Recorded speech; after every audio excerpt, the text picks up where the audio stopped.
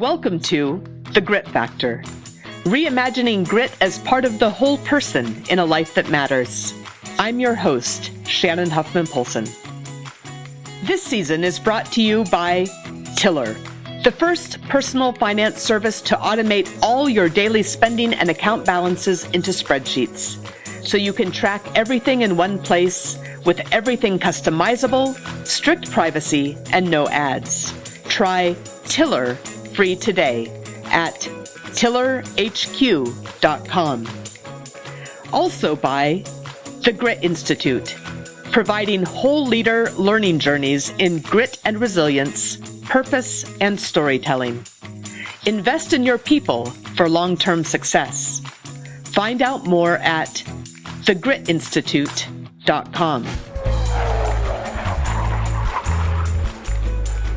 I'm talking today with Admiral Sandy Stosz.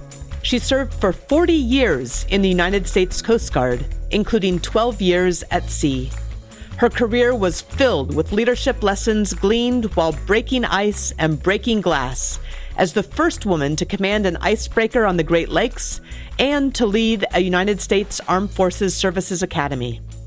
She has lectured widely on leadership and has been featured on C-SPAN and other media outlets. In 2012, Newsweek's The Daily Beast named Sandy to their list of 150 women who shake the world. She is the author of Breaking Ice and Breaking Glass, Leading in Uncharted Waters. Let's take a listen. Well, welcome, Sandy. It's wonderful to have you on here. Thank you very much, Shannon. I'm really happy to be here with you today. Well, thanks for joining just after Thanksgiving. I have so enjoyed the opportunity to become acquainted a little bit with your work through your book and through your really astonishing career. And it's truly an honor to have the opportunity to have you here to speak to this audience and share your lessons and your stories. That's my passion, is giving back the lessons learned over those 40 years with the Coast Guard. 40 years is just incredible. Well, tell us a little bit about that journey in brief. I know we'll get into some more stories here in just a moment, and maybe even where you grew up and how you started out, how it is that you ended up in the Coast Guard, and then what it is that kept you there for 40 years. Well, thank you for asking that question and giving me the chance to start at the beginning, so to speak, because I really think that matters when you're having an interview. Otherwise, it's just this person who served 40 years in the Coast Guard and became an admiral, and I could never be that person, right? So you rule it out. I could never get there. So starting at the humble beginnings that many of us had, I think is a good way to relate with the audience and to show that everyone starts from someplace where they're not. They haven't achieved much yet. So for me, I was born and raised in a small town, Ellicott City, Maryland. And I was the oldest of 4 kids, and we were really close together. So my 3 brothers were, I was 3 years and 9 months old when the 4th kid was born. So we were all really close together. And I say that because I think it really shaped me, that I kind of was raised like one of the boys. I didn't ask for dolls for Christmas. I wanted to be a tomboy and be out there playing sports with my brothers. And we even to some extent shared some of the same friends. And of course I had girlfriends too, but I think that matters, that I had a family, mom and dad, who really thought that I could do anything my brothers could do, didn't raise me any different. Yes. So by the time I got into high school, just the year before or so, it was in the early 70s. So I came into high school in 74, and that matters because in 72, Title IX was put in place. Right. And that's the law that provided equal access and education to women and girls. And then in 1973, the Equal Rights Amendment was put in place. So when I came into high school in 74, I could do sports. So I had been a really shy young girl, despite being a tomboy and being raised with those brothers. I was naturally shy. And you just can't help sometimes your personality and how you're born. Right. So the idea that I could do sports where I was athletic and succeed on the playing field really helped prepare me and give me the confidence I would need to apply for colleges, to apply for the Coast Guard Academy, and to then be able to succeed later in life. So what sports did you enjoy? What's that? Which sports did you enjoy? Because I do feel like sports comes up again and again with a number of leaders on understanding themselves and how to develop that confidence. Absolutely. Well, in before high school, I was on a summer swim team, which didn't require Title IX because it was a community league. And so I learned how to swim at a young age and loved swimming and had a great swim coach. And I get in my book to coaching and mentoring and how much those coaches, mentors, parents, teachers, they instill in you core values that you need to succeed in life. Yes. So that's another thing I got from sports was my coaches, my teachers from school helped me become a character-centered young person. So my core values from childhood were hard work, perseverance, honesty, and humility. And I didn't know that until I started writing my book. Oh, that's fantastic. Isn't that the beauty of writing, is you have to tease these things out to really understand them, right? So I had lived my life as someone who lived by hard work and perseverance. Yeah, there's all kinds of other things that tie into someone's success, but you can control hard work and perseverance, right? Yes. Some of the other things that make you successful, like who you know, you sometimes can't control that. And so then honesty and humility taught by my parents and instilled by on the sports field. So swimming when I was a younger child before high school. And then in high school, I was on track, in basketball. So those two sports, one, a more individual sport, which was track, because I was a shot putter and discus thrower. Well, that's excellent. I can just imagine you, or I'm trying to imagine you. Actually, that actually seems really challenging. And the story behind that was I'm 5'9", so I'm tall enough back in those days, especially. So I tried the high jump. Didn't have good vertical lift. I tried sprinting. I just wasn't fast enough. I didn't have good endurance, but I'm like, I've got to fit in here somewhere on this track team. And trying to find my way. And one day I walked past the throwing circles, and there was a girl, one of the older, the seniors in high school, throwing the shot put. She said, "Sandy, come over here. You look like you could throw." And they gave me that shot put, and I had no idea how to throw it, but I stood in that throwing circle and I threw that thing, and it went really far. Wow. I'm like, okay, I found my niche. Throwing this hunk of iron as an 8-pound piece of ball of steel or iron, whatever it is that you throw. So anyway, I found my niche, but it was a little bit of circumstance, because this other girl said, "Hey, I see potential in you. You look like you could do this. Come over here and try it." And she was just a peer, a senior. I was sure a freshman or a sophomore. I think I was a freshman. But the sports gave me the confidence. I won the state championship in the discus, and it gave me the confidence to do more. And I also succeeded academically, which gave me confidence. So all those things, and teachers and coaches and peers who believed in me, that helped build me up too, so that I could overcome that shyness and that lack of self-confidence. So by the time I was a junior in high school, it was 1976. Okay. So now that's the year that the first class of women was entering the service academies.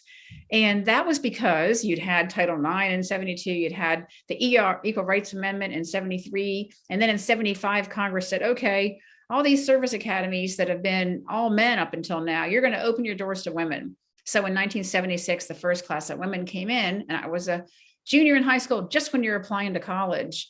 And Annapolis, the Naval Academy, is right down the street from Ellicott City, Maryland, where I was living. So the Baltimore Sun did a feature article on the Naval Academy and extolled its virtues. You can go and see the world, have an adventuresome career and a great education, and it's free education. Right. And in the 1970s, we were going through the oil shock at the time, and we had inflation, we had gas prices going, there was no jobs. And so the idea of a free education was incredibly attractive. So Absolutely. I applied to the Naval Academy, and I had to go through the whole political nomination process. And at the same time, my guidance counselor, who by all chance and circumstance had been my swim coach when I was younger, he said, "Sandy, you've got to cast a wider net. You can't just apply to one college." And I'm like, "But my passion is to go to this Naval Academy." And he says, "Well, look, I got this flyer in the mail from a thing called the Coast Guard Academy in New London, Connecticut. And why don't you apply there?" And so we looked at the flyer, and between the two of us, we thought, okay, the Coast Guard's a small Navy, so I'll apply there. And it's not. The Coast Guard, of course, can become part of the Navy in times of war, but we are our own service with huge missions that are ranging from polar ice breaking to homeland security to maritime waterways safety and search and rescue, of course, all those things. So I ended up applying to the Coast Guard Academy, and it was a direct admission because we're just a little different than the other service academies, which for your listeners are Annapolis, Naval Academy in Annapolis, the Army in West Point, and the Air Force in Colorado Springs. You got the Coast Guard in New London. Well, you get the Merchant Marine in Kings Point. We're under Title 14 up at the Coast Guard, just a little different title of law. Okay. And so we didn't need congressional nominations. And I thought, you know what? The Coast Guard Academy admitted me right away. I was still in the nominating process for the Naval Academy. And I thought, I want to go somewhere where I'm taken in because of my merit, based on what I can do, right? How I've performed, not who I know. Yes. So I accepted the Coast Guard Academy, and I'm so thankful I did, because the Coast Guard, being a little bit smaller and maybe a little bit differently cultured, said, hey, if we're going to have women, we're going to open the doors to let them do everything. We're not going to hold them back. We're not going to put in exclusion laws for being on the pointy end of the spear of ships or aircraft. So our search and rescue helicopters that go out in arduous conditions, and our ships that are just like small Navy frigates that are armed with, they used to be armed with Harpoon and Sea Whiz missiles, Harpoon missiles and Sea Whiz defense. We could go on those from the day one. And the Navy, meanwhile, my peers that went there in the Naval Academy were restricted for decades with combat exclusion laws. Right. So I'm really happy about the combination of hard work and perseverance that I personally put in to get where I got into the Coast Guard Academy, and the chance and circumstance of opportunity, with doors being opened by societal laws and policies, by coaches and mentors and teachers who looked out for me. There was a lot involved. The society, the institutions, and the individual, all helped me get into the Coast Guard Academy. It wasn't just me. It wasn't just the society opening its doors. It was a combination of all that. And I think that's important to understand, is that whole system that's at work in everybody's life. Absolutely. And I love how you bring that out so beautifully, both in your conversation and in your book as well, because one of those things that came up with every leader of the Grit Factor was the necessity of having a team. And whether you thoughtfully form that team, or whether you're fortunate enough to have that team in your court, either way, none of us do that alone, right? No, it's amazing. And the sooner we learn that, the better off we are. Because a lot of times people do want to push forward on their own. They're driven. They're thinking, I'm going to work really hard and make it on my own, and they want to prove something to themselves. But what I saw when I was commanding the Coast Guard's boot camp at Cape May, New Jersey, I saw young people all dropped in. They come in on a bus and they get off and they form into platoons that they had no choice in who they were next to. Right. And what really gave them the confidence that transformed them over 8 weeks from those civilian recruits into a brand new Coast Guard member was learning, being tested and learning what they could do individually and, more importantly, as the team. Right. And they came to a reckoning there that they were just almost nothing on their own, because it was the team that got you across the finish line, and you're only as strong as the weakest link. Yes, that's so important, right? And that both goes to forming your team, but also being part of other people's teams and taking care of that weakest link and helping to bring them up, right? Exactly. So that nobody's left behind and everybody has a chance to succeed in the team environment. Yes. Yes. I love how you bring that out. And that hard work and perseverance in the context of those other factors. At the same time, you've got to do that hard work and persevere in order to be ready when that opportunity comes up, right? Absolutely. And if you're not, you're going to let yourself down, let your team down. There's not going to be somebody carrying you. And that's one thing I worry about with mentoring nowadays, is that some people think my mentor is going to carry me to the successful end state and help me achieve my goals by carrying me, kind of making it happen. I won't have to work as hard or persevere because I've got this mentor who's going to take care of me. And they couldn't be more wrong.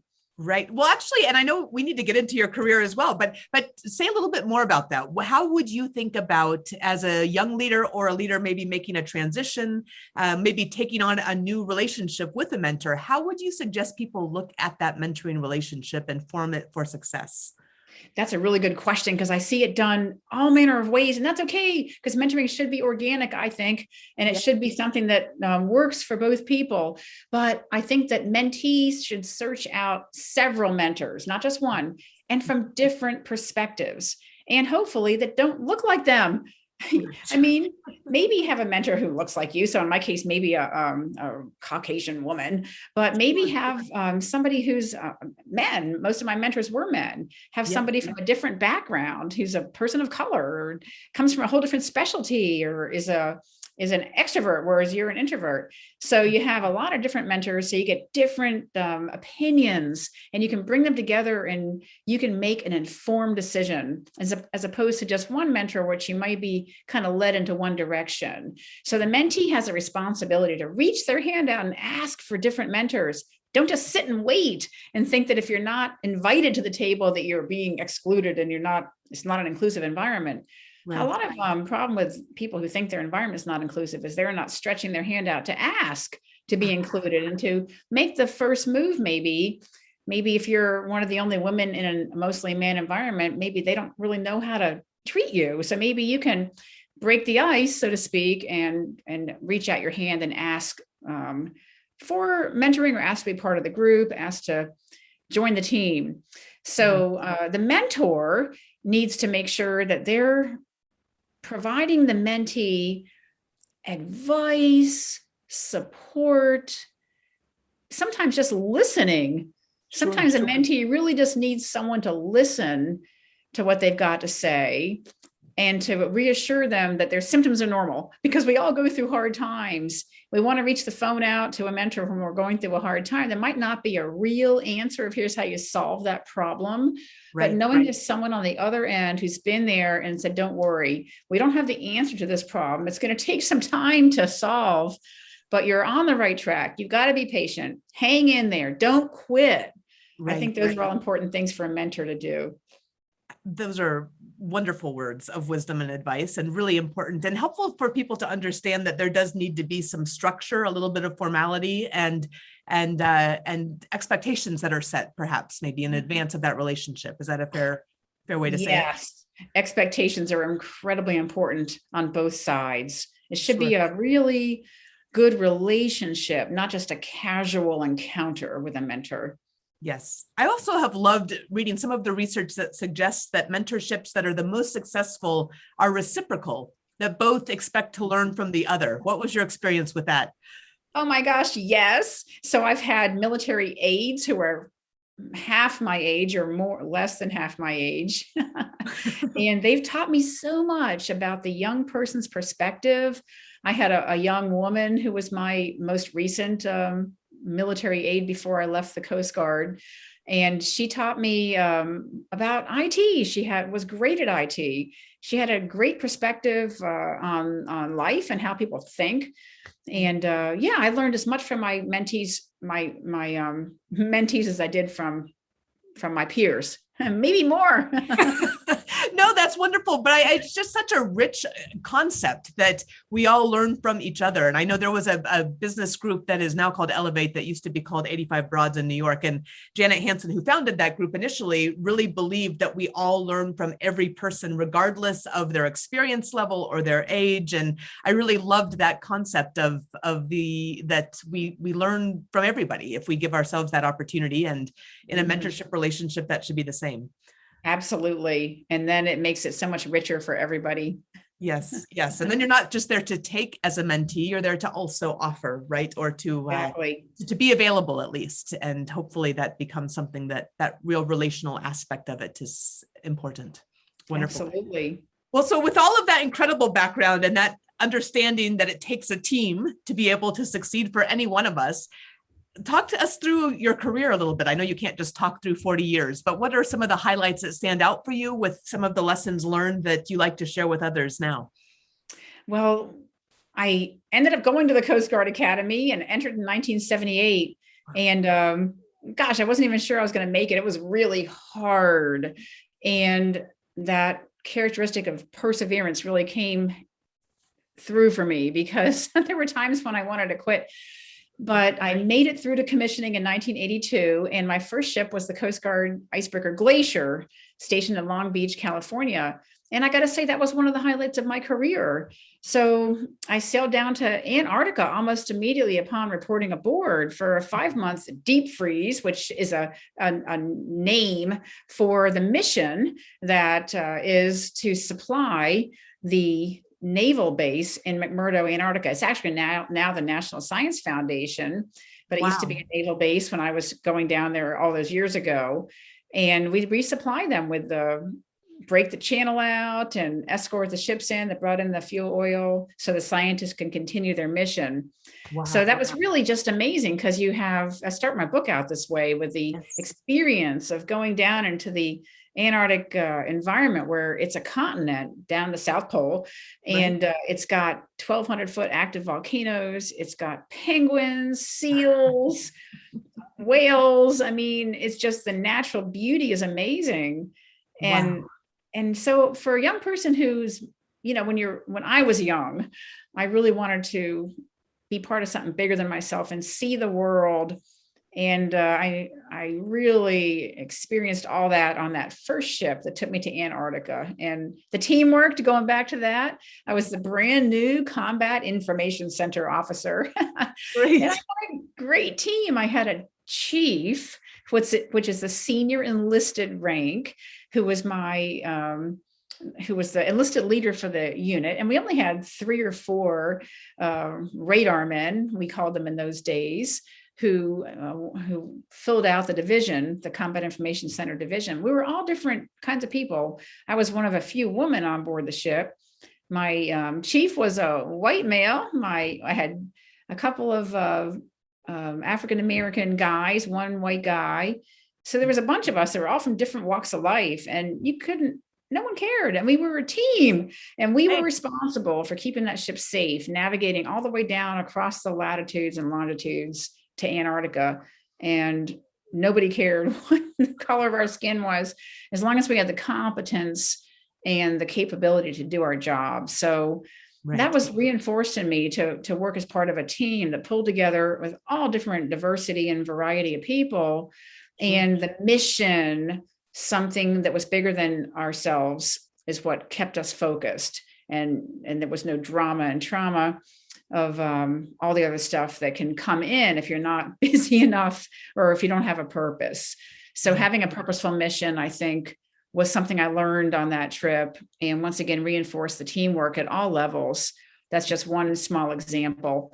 And I went on from there to another icebreaker, and I did 6 years at sea altogether on that first tour of duty. And after that, I went off to be the military aide to the Secretary of Transportation. Then I went to command a small icebreaker on the Great Lakes, up in Lake Superior, of all things, another cold place, and went to graduate school at Northwestern University to get my MBA, to Coast Guard headquarters. And I was on the program review staff there for a few years, and then went down to be executive officer on a medium endurance cutter, which is about a 210 foot ship that did law enforcement down in Cape Canaveral, Florida.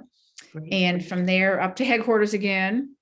And then from there up to command a ship stationed in Kittery, Maine. So you can see a pattern here. You go in the Coast Guard from operational assignments, and I was a sailor, a surface operator, and you shift from shore to sea. So after I did my major command on the Reliance in Kittery, Maine, I went to the National War College, back to headquarters, and then I made admiral after that. So, I had that time as captain of the boot camp in Cape May, New Jersey. Yes. And then I went back to headquarters and made admiral, and went up to the Coast Guard Academy, where I was the first woman to command an Armed Forces Service Academy. I only say that because I could never outrun being the first. Everywhere I went. The time that you served, that was every single thing that you did. You would have been the first, I think. Isn't that? Yes. I started out in the 3rd class of women to enter the Coast Guard Academy. And therefore, as one of those first, I could never outrun it, which was okay. I got used to that. Sure. But it's something important for people to remember, is that you can't just jump over people ahead of you when you're in military or anything else where you're getting promoted based on your experience and your time in the job. Yes. So it takes 30 years to get somebody, or 28, from an ensign to an admiral, or from a second lieutenant to a general in the Air Right. Force, Marines. And you can't get out of line. So it took a generation for women to start getting up into the executive levels. And Yes. people want action faster. Why can't we have more women, more minorities at the top of the military? Well, it takes 30 years to grow one. Sure. So I think now, of course, nowadays people are looking at lateral entry. How can you bring people in direct commission to get more specialty expertise in there at the mid-grade maybe, and let people rise up faster? So not just diversity of skin color and gender, but diversity of experience. So taking people that have technical experience and bring them in direct at a mid-grade level maybe, or an executive level even, is a way to improve the service's capability in all respects. Well, that's actually a really important point as well. And I think one that gets brought up on occasion with questions of diversity and inclusion is really looking at diversity from a much broader lens, right? Diversity really is about different experience and different perspectives, and as well as race and gender, right? So it's all of those things. I've got it's in my book, and I've got a series of blogs on different kinds of diversity. And to me, there are 3 kinds of diversity. There's the demographic, which is obvious, but unfortunately, the only thing people think about when they think about diversity, right? And that divides our society into black and white and men and women. Why would you want that? Why not add a second kind of diversity, experiential?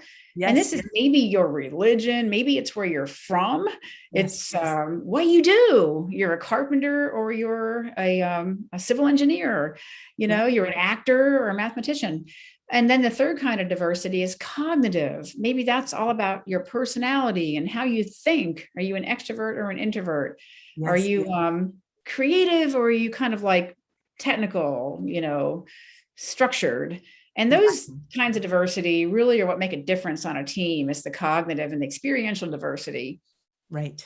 Absolutely. No, that's so important. And I like hearing how you break that out into 3 different categories to consider all of them. I mean, they're really critical. But the other thing that came up as you were describing your career is within the context of that diversity. And this is when we talk about diversity and inclusion, right? It's one thing to hire for usually just one of those categories, unfortunately, but let's say you're even hiring for all 3 of those categories, but to change a system in a way that actually takes those different perspectives into account in decision-making, and then to make that diverse team work well together towards a shared purpose.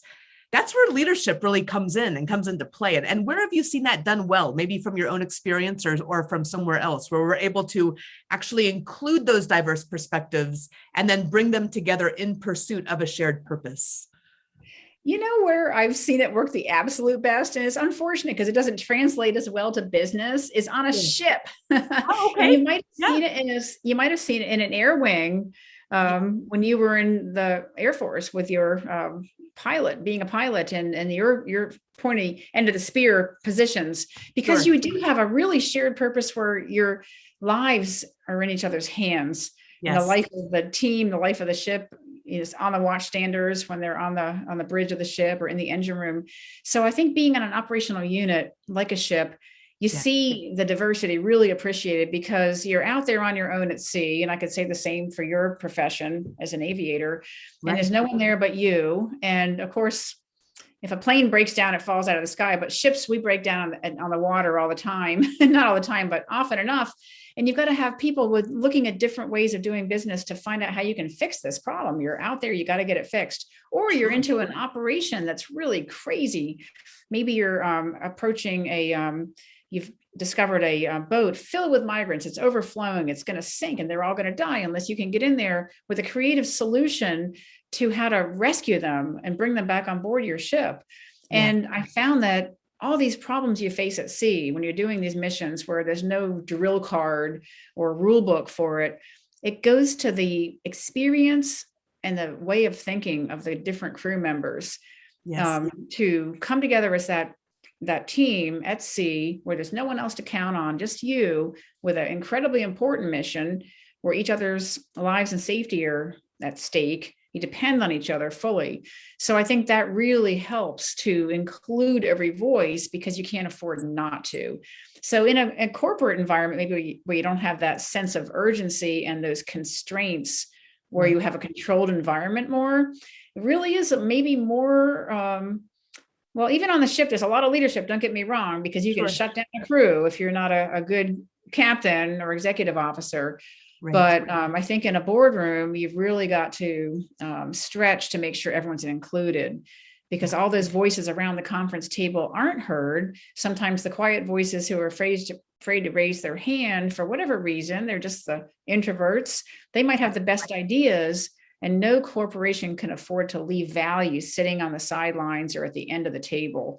Absolutely. So leaders have to learn how to deliberately seek out the voices at the table, and they might have to call on people. Don't just let the senior person present the argument and you've got the table filled with, or the Zoom call filled with other faces that have supported the effort but never have a voice. So a good leader will call on different people and ask them what they think. And then they will make sure they acknowledge that feedback and not just skim over it, and make that person feel valued who's given that, and stoke their confidence so that maybe next time they'll actually raise their hand and jump in, right? Absolutely. So then you create a more inclusive culture by welcoming people at first. They might have to reach out and welcome them, but then you finally have a culture that's percolating and people are all feeling comfortable to step in and give their point of view without having to wait and be asked. Absolutely. No, absolutely. I feel like in the corporate world and the business side of things, the places that I've seen that come closest to some of these are examples, are product launches. And when a technology company comes together for a product launch, obviously it's a very different thing, but there's a real sense of intensity and urgency, and you've got to make these disparate parts come together with marketing and engineering and operations, and there's a real tension and urgency and a lot of sleepless nights that happen around those product launches, and sometimes in the R&D pipeline as well. So there definitely are some places where I think the corporate world could take some of these learnings to say, hey, do you have a diverse team offering diverse perspectives? Are you getting different perspectives that will help you with your sales channels or with that marketing? Because at the end of the day, if all the people look the same, you're only marketing to one group of people, and you just can't afford to do that anymore. You simply can't afford it, right? In this kind of environment. So you can't, and you shouldn't be interested in that. You should be looking for as much difference as you can get, various opinions and perspectives, so that you can get something, a product that appeals to the broader society. And I know there's market research that does that too, but you can't just rest your laurels on the market research. You've got to have the people in your organization that also represent the customers that you're serving. Yes. Otherwise, you're just tailoring your diversity program for what you think you need to do to get away with it and check that box. It needs to be a culture, a corporate culture. And that's where it becomes harder, because you have people sitting in the back room, sitting at home nowadays without, and just maybe a Zoom. And then there's Zooms where they don't even, or web meetings where they don't even make you turn your camera on. So you're voiceless and you're faceless sometimes. Yes. So a good leader has to find a way to cut through all that, create a sense of purpose. And to get back to that example, maybe you have people turn their cameras on so that they are part of the included group and not checked out in a dark box. Absolutely. I think a leader has to look at all this. Yes. Yes. I actually have been looking for these examples as I've been traveling again on the road in the last 6 months or so. And I remember 2 examples come to mind that really struck me. And one was actually not a work trip. It was a family trip, but we stopped by on a road trip to Mod Pizza, and it's just a pizza place, right? Where you pick up a quick slice of pizza. I have 2 little boys, and so they are big fans of pizza on the road. And up on the wall, they had a purpose statement on the wall. And essentially it was something along the lines of, we exist to serve. I was like, you know what, how great is that? You've got a bunch of people in an environment where often people aren't being paid enough. They don't have enough benefits. There is a really hard environment for staffing, and they have their purpose displayed on the wall. No wonder they're doing so well, because that's really, and that's part of a leadership cultural development, is to say, what's our purpose and how are we going to display that? And the second one that did come from a recent client was Zimmer Biomet in Indiana, and they make orthopedic parts like shoulders and knees and hips and things that I will certainly have in the next 10 to 20 years. And up on their wall, and actually at all of their workstations in their plant, they have a saying up that says, consider that this might be going into one of your family members. Something said a little bit better than that, but I'm like, that is a purpose, right? That's something that's going to remind you that your quality better be so good. It might be going in your mom, your dad, right? And so I love those examples of how people say, in the midst of all of this, how do we bring a diverse team together towards a common goal in the midst of challenges? And part of it is by stating and putting into that culture, that sense of purpose. So I love that you've brought that up a couple of times. And I think you're right, that does cut through a lot of the chaff. Well, you know, Shannon, it's not new. So you have those great examples, and I love the pizza place. But think about the age-old, like 30 or 40 years ago, example of President Kennedy visiting the Johnson Space Center. Oh, I love this example. The janitor, he encountered a janitor and said, well, what do you do? What do you do here for this NASA? Oh, Mr. President, I put a man on the moon. He was a janitor. So that's the age-old example from 40, 50 years ago. Oh, it's wonderful. So we're just, recreating this. So it's very interesting. You and I are sitting here talking about this. So leaders really need to find a way to create that sense of purpose. And it's not easy. That's why we're still talking about it 50 years later from that one example we all learn about in our lessons. So I think leaders have to sit down and really think hard, get help to help them think about ways they can create that purpose statement. And then make it meaningful. Otherwise, it's just words on a wall. Right. And I don't know the answer to that, but I do know that it takes a lot of work when you're not in a controlled environment like a ship or in an air wing. Right. You've got to take it to the office or to a virtual environment. And a leader can't they can't just be all about operations and business and finance. They've got to be about culture and about inclusion. And they got to make diversity a mindset, not just a program. And right now, too many people look at diversity as a program, check the block. It's got to become a culture and a mindset. Absolutely. And that takes more engagement, more engaged leadership. There's a lot more nuance. No, I love how you said that. And, with in the Grit Factor, I look very much at these leaders' individual development. So working on their own purpose first. And there's a McKinsey study that came out earlier this year that looked at, in the midst of this pandemic that's continuing on and will continue on for some time, where purpose is really something that each one of us has to do the work on ourselves, right? And a leader's got to help people that work for them do that individual work so that they can connect that individual purpose to the organizational purpose. I feel like in the Coast Guard, you do that really well. In the military, when it's done well, it's done very well. Right. So how does a leader align their employees' personal goals with the organizational goals, which means you have to have organizational mission, vision, values, and goals. And some organizations, when I get on their website, they don't even have that. Like, how can you operate without this? I think a lot of them, most organizations have mission, vision, values, goals, a statement in their website, but not all. And then how do you align your employees so that your employees feel like they're achieving their personal goals while they're at work? How good would that be? Yes. And it's not impossible. That's right. An employee who's achieving their personal goals, which usually are going to be something along the lines of succeeding at work. If you can help them achieve those personal goals, they're going to be a better employee and you're going to be a better company. So it's not just looking out for the employee, it's looking out for the overall company if you're helping each employee achieve his or her goals. Absolutely. Well, over 40 years in the Coast Guard and all of that life that led up to that and the life that you're now living, I know that there have got to have been some really difficult times.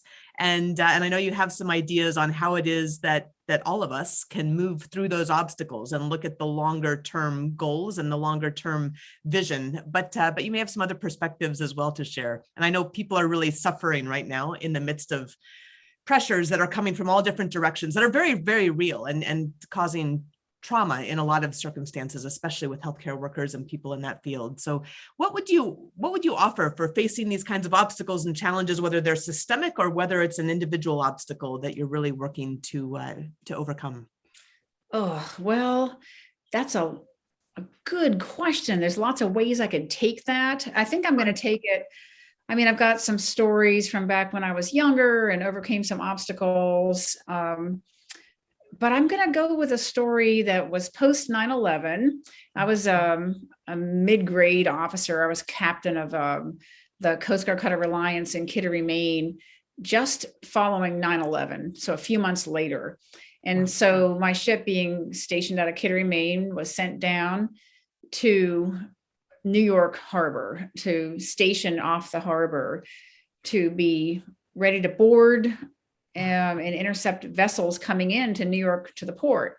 Right. And the concern was that you had the aircraft hit the Twin Towers and bring them down. Maybe they'd bring some kind of a weapon in the cargo hold of a ship, cargo ship, that come in, dozens per day into New York to offload.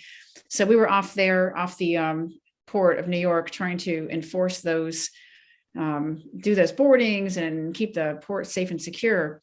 And it was really arduous work because we're on a ship at sea. It's a 210-foot ship. We're out there for 6 weeks at a time. And in the wintertime, it's cold and you have storms coming through constantly, and you have to lower the small boat, send people over, climb up a ladder, go on board these ships that all look different. There's no standardization. They're 600, 700 feet long. You've got to talk with the crew. You've got to inspect for anything that looks suspicious.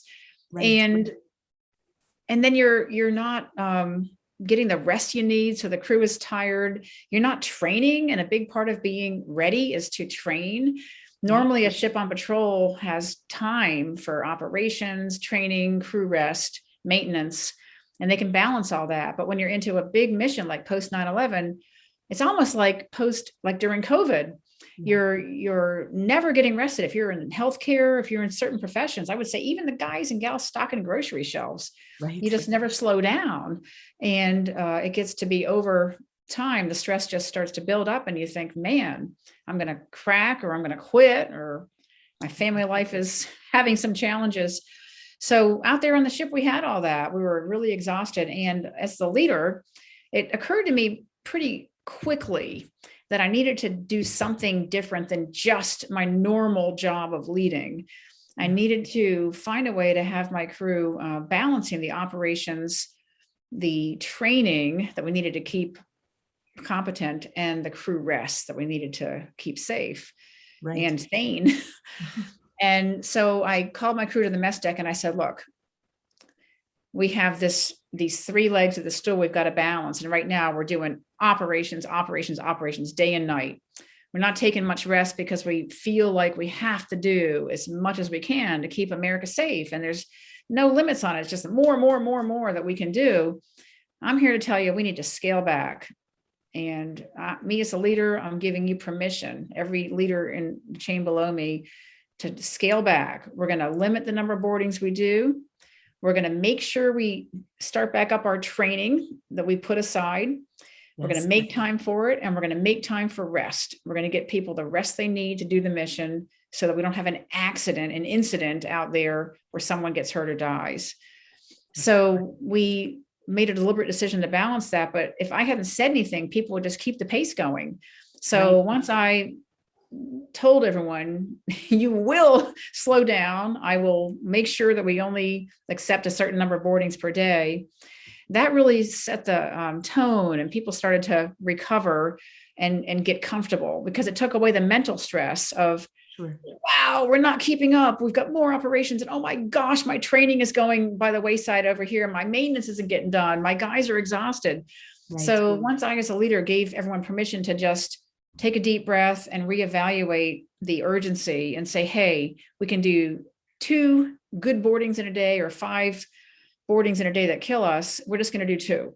And the Coast Guard can send more ships if they need to. So I use that as an example of something where, to get back to the leadership conversation, Right. where leaders have to set the tone and make the workplace environment one that people can thrive in, not just survive in. And sometimes that's really hard.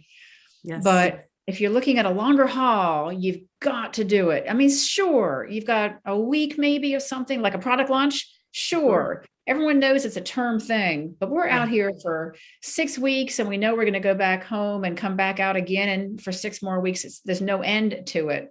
You've got to give people something they can put in a compartment and say, I can get this done. I can achieve this. I can do it. I can be rested, and everything balances.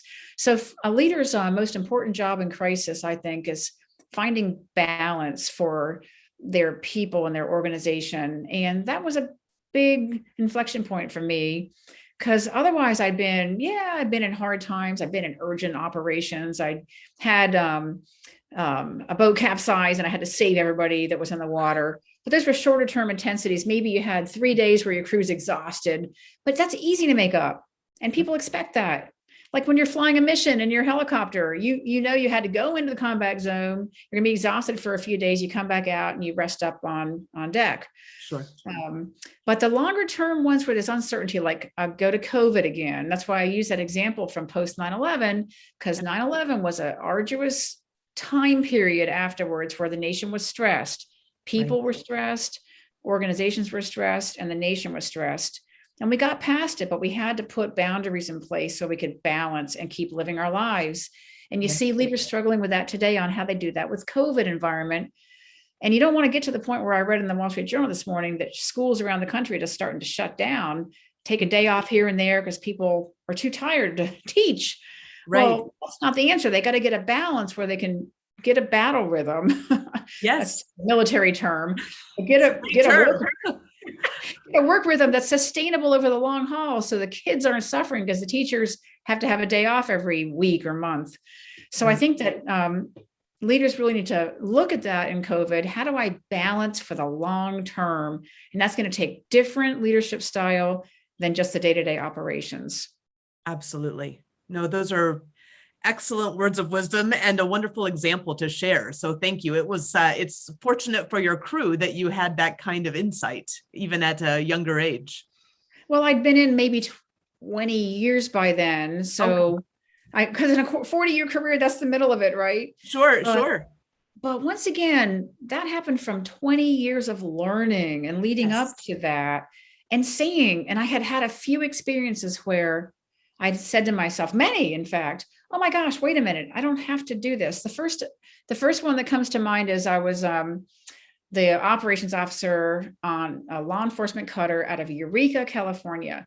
And to make a long story short, I was only in my mid-20s, and we were supposed to be pulling the ship back in at a certain time of the day after a 30-day patrol. All the families expected us to come in. Everybody was going to be on the pier. Supply trucks would be on the pier. Everybody that would meet you to have a ship come back in after a long patrol.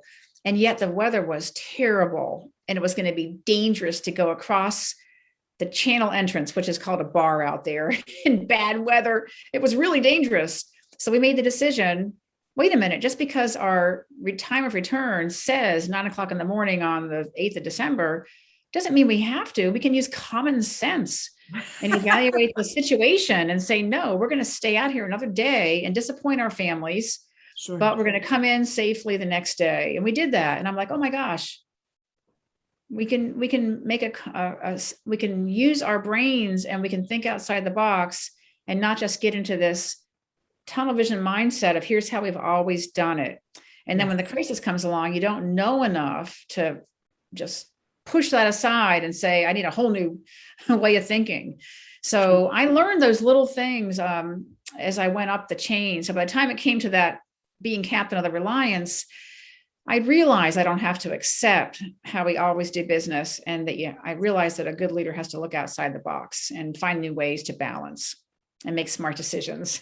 Yes. And that's such a wonderful way to remind people as well, how much you do learn over experience. There's a lot of of very excited young people, I think, that you hear come out and are ready to be CEO as soon as they graduate from college. And there's incredible wisdom that comes simply from experience. It can't be learned from a book, and it can't be learned from a degree, but it has to be learned from time in the trenches or on the deck, I guess, depending on which service you're talking about.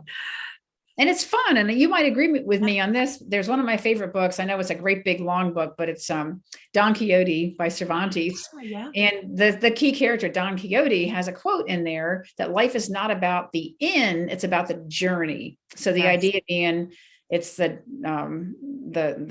road you're traveling on, not that comfortable inn where you're going to sleep and have everything hot meal. It's the bumps in the road. It's all the trials and tribulations that build you into who you are, the leader you're going to become. If you just go to that inn, you'll never become the person that you'll be proud of as you go through life, who can lead an organization, lead a family. That takes trial and error, failure, lots of failure. Right. And one way to get through some of this as a young person coming into a new career is to say, hey, I'm going to start at the bottom. And I personally started out cleaning toilets. I will say that both at the academy and on my first ships as a cadet. Yeah, I didn't mind that. I mean, I minded it at the time. So looking back on it, I didn't mind it. And I started at the bottom and I worked my way up, and I learned that I was going to fail. And at first, when I failed, I was mortified. Oh my God, I failed. Am I letting people down? Then I realized they expect you to fail because you're in a training mode, you're learning. Right. And then I learned to allow myself to celebrate the little successes. For every little failure out there, there's a little success. What do we focus on as humans? The failure part. Always look at the failure. Why don't we focus a little bit? And every night when we go to bed or finish the day, focus on the little successes. And I today call that like a gratitude journal. And I write in my gratitude journal every night, 3 things I'm thankful for. I try to make them different, but it goes to the same thing as celebrating the small successes so that you're always in a positive spirit. And if you're a leader, especially if you're not in a positive spirit, if you're not looking for the positives, the successes, you're going to be looking for the negatives. Your people are going to be negative, and you're not going to be succeeding as an organization. That is incredibly important wisdom. Thank you for sharing that. I will say I have gotten to the place in my life where I cannot be around negative people. You realize how incredibly destructive it is, truly destructive. But beyond that, on the positive side, how incredibly energizing and possible being optimistic is, right? And so those two things are become more and more clear, I feel like, the older I get. It's interesting. I mentioned to you Lee Ellis, who is a wonderful, wonderful also leader and was a Vietnam POW, actually a pilot in the Navy.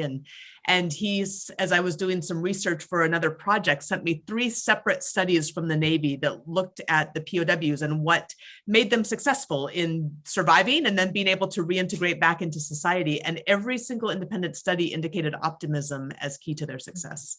And it's a choice, right? It's a choice we get to make every single day. But I love your gratitude journal as a practice that helps support that choice.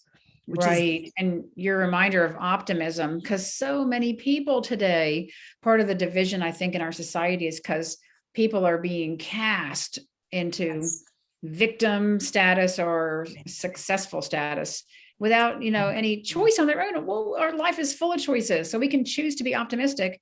And instead of letting someone cast us as something, choose to overcome whatever obstacles there might be. Choose optimism, choose positivity. And if you're an optimistic, positive person, I guarantee you're going to be successful at what you strike out to do. Right. And you're not going to be stuck in one of those categories that someone wants to put you in. Right. So I think that you can't say enough about optimism and positivity. It really does overcome a lot. Now, it's not everything. Of course, there's a lot more to life and success and a good society than just individuals being optimistic. Yes. But I think that it does spread. And if everyone is optimistic, it just means you're all going to be more united, more purposeful. You're going to cut through all the drama that can grow if you're negative.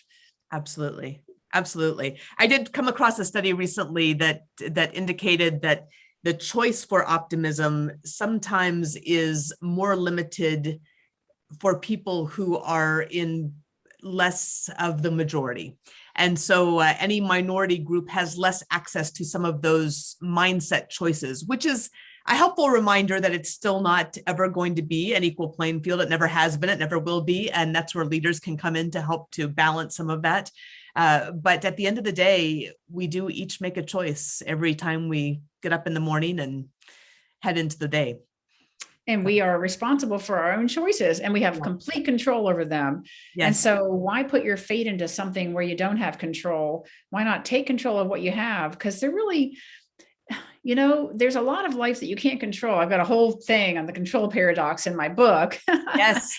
And to me, it seems like maybe a third of what happens in life you can control. And there's like 2/3 of it that you really can't control. Right. But yet, where do we spend all of our time? We spend all of our time worrying about what we can't control, what we don't have, how bad off we are, instead of looking at the 1/3 of things we can control and really focusing on that. And then building on those, right? That's where we have the opportunity to build on that. That's wonderful. Well, I want to not leave without asking you a little bit about your experience leading the Coast Guard Academy as the first woman to do so, as you'd been the first in so many other things. But what was that experience like? You brought so much wisdom to that, and they must have just benefited tremendously. Thank you so much for your kind remarks about that. So it was interesting. It was 2011, which is amazing to me that it was 10 years ago. Because a lot has changed in 10 years, but in those 10 years, I was the first woman to be appointed as a superintendent of any of the service academies. And so that made the media. And I was, not everybody is happy to see that. So one thing I learned from that experience was to not read the comments section in the newspapers, because there'd be headlines saying, first woman appointed to lead a U.S. Armed Forces Service Academy. And there'd be the comments in there, she should be home in the kitchen cooking for her kids, taking care of her family. What's she doing? Oh, no, yeah. Putting her job first. Never mind that I didn't have any kids. And so it was really interesting. There were I got letters from people congratulating me, people in Congress and all kinds of letters. Then I had the other side of the coin, people still not thinking that a woman should be leading their academy. So there were older alums who were like, woman leading my academy, and it was bad enough when we let them in. Now there's one leading it. Oh, no. So there was still, believe it or not, some of that mindset. And so I had learned this lesson too in my long time in the Coast Guard, that you can't really take things personally. You can't please everybody all the time. Yeah. If you can please some of the people part of the time, you're probably highly successful. And so if you take that attitude, you don't get down on yourself, because otherwise in any of these leadership positions, you can get down on yourself because you have people who don't agree with what you're going to do for your policy. They question you and challenge you, especially in academia, where you have independently minded faculty who have academic freedom and they're not afraid to challenge you. And you have older alumni and retirees who aren't afraid to challenge you. So I did feel like I was being tested and challenged all around. And let's see what she's really made of. Is she really worthy of this job? Or she does have it because she's a woman? So I knew that I had to come into this job prepared, more so than maybe a guy who was relieving, in the course of just normal business. So my boss, I'll always be thankful to Admiral Dave Pekoski, who's now the head of the TSA. He let me take a month or so and travel around in my prior job, who was working for him, and visit all the other service academies. So I visited the Naval Academy, the Merchant Marine Academy, the Air Force Academy, and the Army in West Point, and talked to their superintendents and got a look around the institutions and asked the superintendents their advice. I said, look, hey, I'm going to go be superintendent at the Coast Guard Academy. You got any words of wisdom for me? And they all gave me great advice. And I got to see also that the cadets at all four of those institutions were kind of the same. And they were all young people, aged 18 to 22 or so, who had a passion and a purpose. And so I'm like, okay, yeah, you have all these different services, but the young people are all great young people. There's nothing unique or different about them. I mean, as far as the young people at Air Force aren't different than the young people at Navy or West Point. They're all great young people. Sure. Cadets at the Coast Guard Academy are going to be the same. So I'm looking at, I started to get some good wheels of thought going on, taking over the academy and where I could make a difference in a positive way. So you asked about bringing my experience to play. Yes. I had also served on the board of trustees for the Coast Guard Academy. So I sort of understood what they needed to work on, where their strengths and weaknesses were. So that combined with my benchmarking with my fellow superintendents, let me come in to my change of command, which was my installation ceremony, with a plan for 5 focus areas. And I was able to announce them right away. And most people would do that in their first 100 days in the job. They'd have time to sit there. I wanted to have those 5 focus areas already, because people will be looking and saying, well, let's see what she's going to do. And there's all kinds of ways I could have approached it, but I chose to do that. And I think it was a way to be proactive, to try to build trust and earn respect early on. Great. I then sat down with all my people in small groups and in larger groups and ask their advice on what I could do specifically to improve the Coast Guard Academy. And these 5 areas were large. Like one of them was diversity and inclusion. Sure. So, I mean, it wasn't like I was disempowering my people by already picking the focus areas, because they were so broad. Sure. So it was improve external engagement. It was improve diversity and inclusion. It was 5 areas like that. Achieve national prominence. So then I sat down with my people and I asked them, how do I get there? How do we put goals in place to achieve these 5 focus areas? So we focused on a purpose from the start. We brought everyone together from all around the academy, and there's a lot of different kinds of people at an academic institution. It's also a military organization. And so we united around a common purpose of a new superintendent with 5 focus areas, and how do we get there and move the academy forward? And I think that worked for my short 4-year tour. Wonderful. Wonderful. My gosh. Well, what an incredible legacy that you have left and continue to build, I will say. Well, thank you. And it's hard to tell, I didn't tell you really any stories about the Coast Guard Academy those 4 years, just how I started the job, given my unique circumstance of being in the news as the first woman. But one story, let me tell you really quick, that won't take much of your time, because I'll just give it briefly. There was a lot that we did accomplish there during my time. And, that happens with every superintendent. But in my case, we took advantage of an opportunity to grow our business line. And I got a call one day from the admiral in charge of the National Oceanic and Atmospheric Administration Commissioned Officer Corps. And he told me, hey, I need to come meet with you. And the reason he wanted to come meet with me is that they were commissioning their officers using Kings Point, where the Merchant Marine Academy is in New York. And Kings Point wanted to cut that business line, serving another service. And we, the Coast Guard, have a good relationship with NOAA. We have some missions that kind of overlap. We can share maintenance facilities to an extent. So I'm like, wow, this just helps unite NOAA and the Coast Guard even more. If the Coast Guard Academy accepts NOAA commissioned officer candidates into our officer candidate program that we host there too. So we brought them in, and my gosh, everybody won. Talk about diversity. So now, instead of just Coast Guard officer candidate school, you have NOAA officer candidates sitting in there who have scientific degrees. They have a different mindset, different perspective. Wow. We really enriched the academy by bringing NOAA officer training up to our service, and became a joint service training center. So that was one thing we did to achieve national prominence, to improve our external engagement, and to improve our diversity. It covered a lot of my 5 focus areas. That's an amazing story on really trying to find the way to build with a challenge, right? Take a challenge and instead turn that into something you can build on and build with. That's incredible.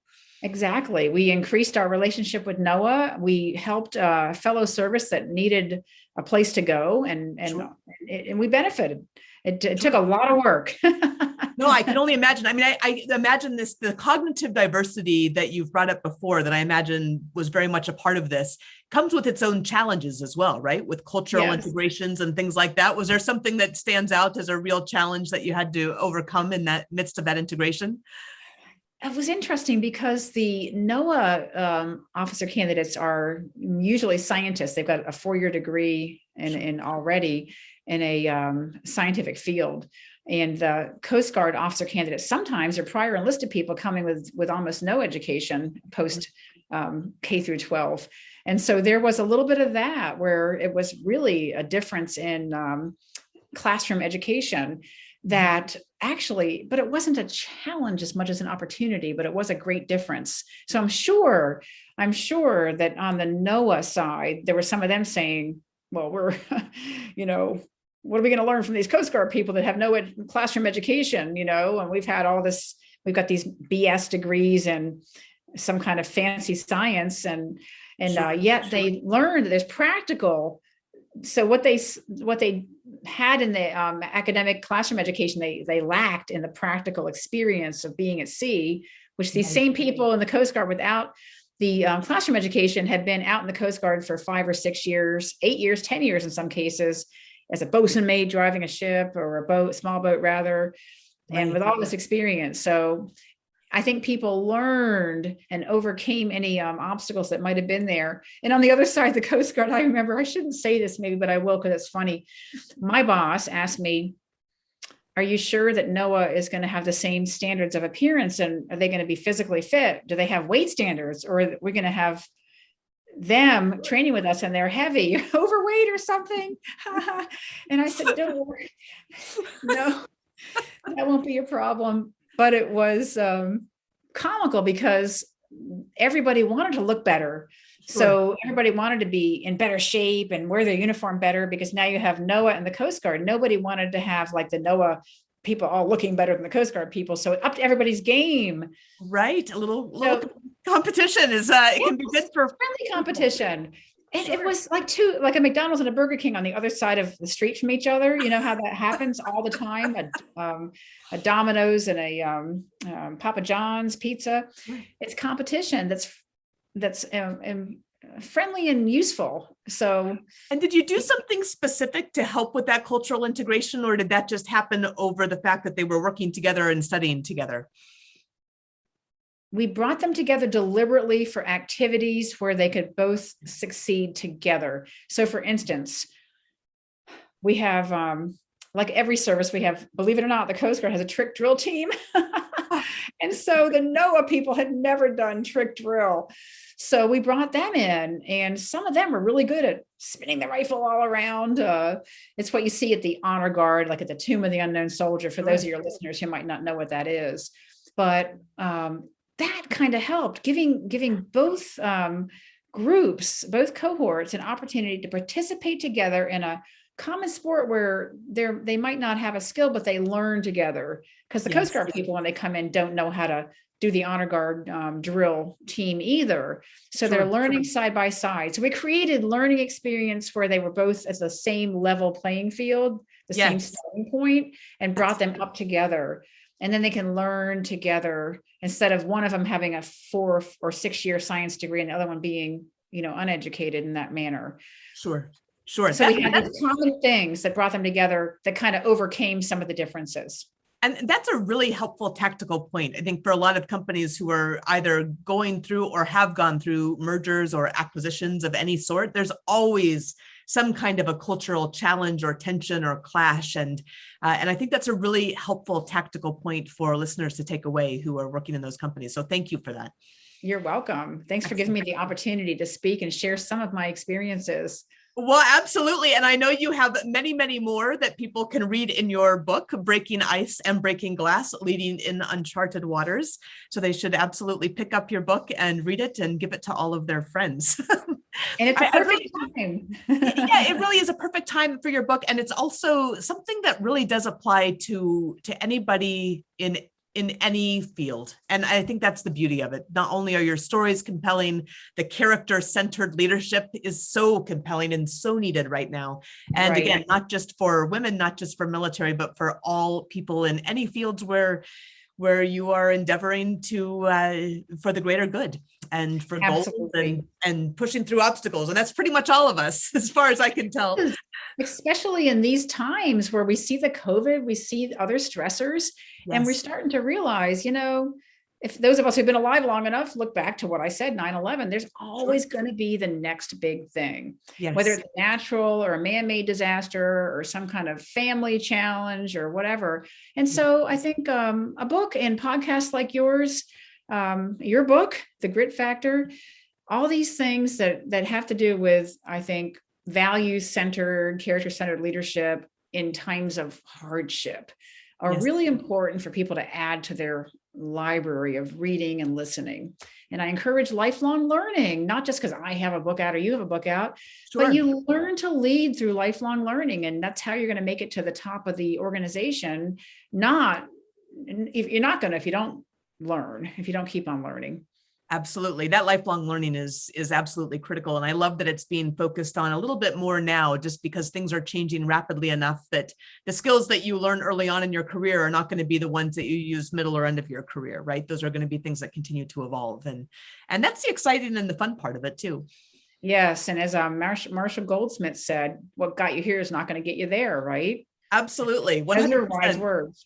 Very wise words indeed. Yes. And you've certainly lived them, written about them. And I'm so grateful that you're out there speaking about them as well. So thank you so much for joining, and thanks for sharing your stories, which is truly generous. And I really believe that sharing our stories is an act of incredible generosity, and the lessons that you've learned that we can all take something very, very important and profound away from. So thank you. Thank you for having me, Shannon. Thank you, Sandy. You can find Sandra at sandrastosz.com. That's Sandra, STOSZ.com, as well as on LinkedIn and Twitter. And pick up her book, Breaking Ice and Breaking Glass, Leading in Uncharted Waters, anywhere books are sold. Thanks for listening to The Grit Factor. If you enjoyed this episode, please leave us a review on your favorite podcast app and share it with a friend. Also, pick up your own copy of The Grit Factor for more candid stories and lessons from leaders in the vanguards of their fields.